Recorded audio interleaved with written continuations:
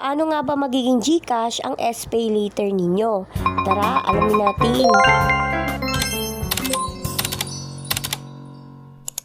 So, nung nakarang araw ay gumawa nga ako ng video tungkol sa SPay Later Cash Advance. So, pinaliwanag ko doon kung ano itong cash advance. Kaya ngayon naman ay gagawa ako ng step-by-step tutorial kung paano nga nating magiging GCash yung ating SPay Later. So, nakikita nyo naman na 736 lang yung credit limit ko dito sa SPay Later. Kaya ang balak ko na lang sana i-cash out ay worth 500 pesos. So, sa 500 pesos ay merong 4 na installment plan. Pwedeng 1 month to pay, pwedeng 3 months to pay, pwedeng 6 months to pay, at meron ding 12 months to pay. Dito, yung pinili ko lang ay yung 3 months to pay. Dito sa bantang gitna is makikita nyo yung breakdown. Yun na naman yan, sinabi ko na sa inyo na merong processing fee, so hindi nyo siya buong makukuha. So, yung amount ng processing fee ay depende kung magkano yung uutangin ninyo. So dito sa akin, sa worth 500 pesos, ang nabawas ay 50 pesos, kaya 450 na lang yung marireceive ko. Tapos yung monthly interest rate is medyo mababa siya kasi nga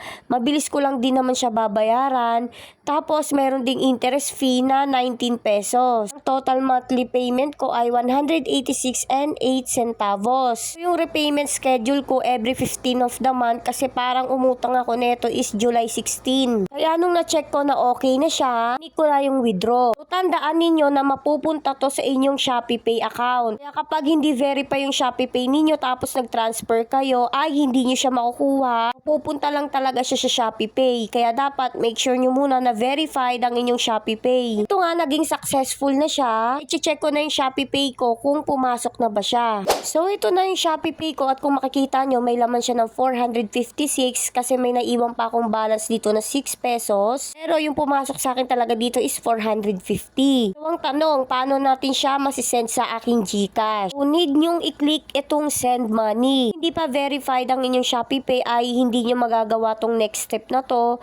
Pero kung verified na is mag-proceed na kayo. Pagka-click nyo ng send money is ganito yung lalabas. Need nyo lang i-click dyan ay yung other e-wallets. Tapos nyan is ganito, transfer to a new e-wallet. I-click nyo rin yan. Ito, ilalagay nyo muna yung full name ninyo sa inyong GCash account. Tapos need nyong i-select yung e-wallet. So dito, dahil nga GCash tayo, ang i-click ninyo ay GCash. Pero marami pa tayong option dito na pagpipilian. Pero nga dahil GCash ang video na ito, ay yun ang i-click natin. Ang next step naman is enter nyo yung phone number ninyo, i-make sure nyo na tama. Tapos proceed na tayo sa next step. Ito na yung magsisend tayo ng amount. So dito, binuo kong 450, pero naisip ko nga pala na may kaltas nga pala to, which is may admin fee sila na 15 pesos. Ito nilagay ko na is worth 440. Purpose ay optional lang, kaya okay lang kahit wag nyo nalagyan. Tapos kapag okay na, isi-click nyo na itong next. I-double check nyo yung mga details. Pero kapag okay na, isi-click nyo na yung send money now. So dito, in-enter ko lang yung ShopeePay pin ko for verification. Tapos ayan, nag-wait lang ako.